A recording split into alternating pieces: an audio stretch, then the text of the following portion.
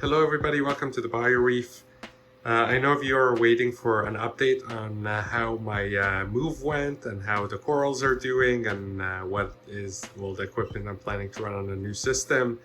I am almost done with the setup, so I would say that we do have a couple of systems that are still kind of waiting to be put online. Maybe I'll give you a sneak peek. Yeah, I guess you could guess what's going to go in there. But I do want to update you on a couple of things that is happening to the tank, and unfortunately they're not kind of great things. So the first one, I'll just go out and say it. I did lose my blue face, my blue throat trigger. Really awful. He went carpet surfing. This is obviously my fault. I feel really awful about it. I did order a net for my tank.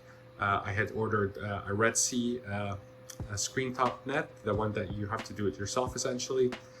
And unfortunately, I ordered that kit about a month ago, right as I was setting this up, and it came and all the bars were awfully bent. So I had to kind of return it.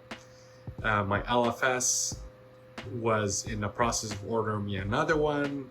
A week passed by, I check up on them, no net. I check up on them the next week, no net. So I did go ahead and find the net in another online retailer. That was last week. On Monday, I placed the order. It was supposed to come on Friday, but it was delayed. And on Saturday, I wake up, actually my son woke up to find that my trigger went carpet surfing. And then the net came a couple of days later. So really sad and upset. We take all the time and effort to quarantine fish. He was so happy in the tank. He was eating out of my hand. It was becoming my little personal pet. I would go hand feed him every morning, and I'm just so saddened to see him kind of gone.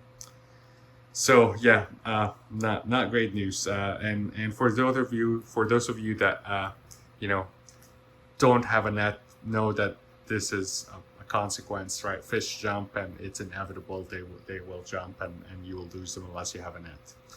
I did get this do-it-yourself Red Sea net. This is the 72-inch one because they sell a 60-inch kit, but this the water box is 60.5, so it wouldn't fit. So I had to go with the one size up. Overall, it was a pain in the ass. I'm just going to say it was a pain in the ass to kind of build it. I think they work really well if you have a very kind of simple outline of just a box, or maybe a box with an overflow. But because of the RMS mounts, there's just so many right angles and corners, and you're meant to actually secure the net with some spline on the back.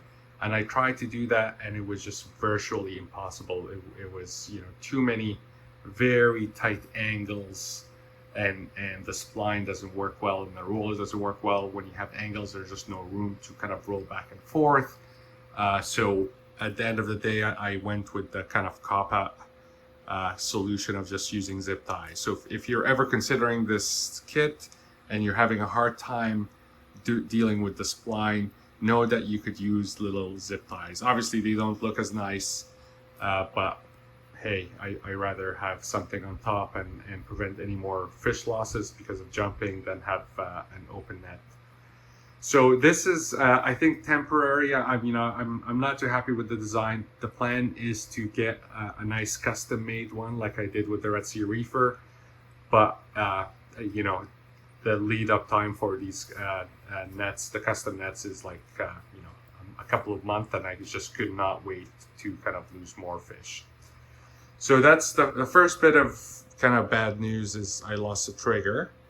The second bit is the tank is low in terms of nitrates, like undetectable nitrates, undetectable phosphates, and the corals are starting to kind of pale out a little bit. It's hard to see without a top down. I'm not going to do a top down video today, but you could see this is my nice fox flame. Is supposed to be pink, but it's really pale. The blueberry wine, super pale, and Pac-Man, super pale. Clearly the corals are a little bit unhappy because they moved from a high nutrient system to this new system that still hasn't found the balance when it comes to neutral. I am feeding heavily. To correct this problem, I've started dosing potassium nitrate as well as potassium phosphate to kind of bring up my nitrates and phosphates to somewhere around what they were in the Red Sea reef. The good news is, I guess, all the corals are still alive. I was wondering whether I'm gonna deal with issues of STN or RTN with the move. I did try to obviously equilibrate the alkalinity and the calcium between the two tanks before I moved it, but this is a brand new system, guys, right? So you don't expect it to be nowhere as mature as the Red Sea reefer. So I did make the move kind of half expecting that I'm going to lose some colonies, but so far they're all there. Yes, they're a little bit pale, but they're still alive. So that is giving me a little bit of encouragement that at least I could, do something, enhance the nutrients and kind of get them to color up again.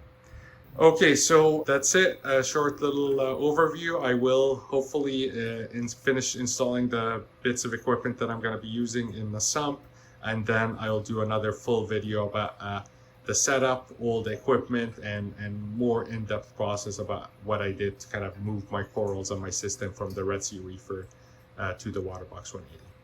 All right, everybody, thank you so much for watching. Enjoy your reef, and I'll see you later.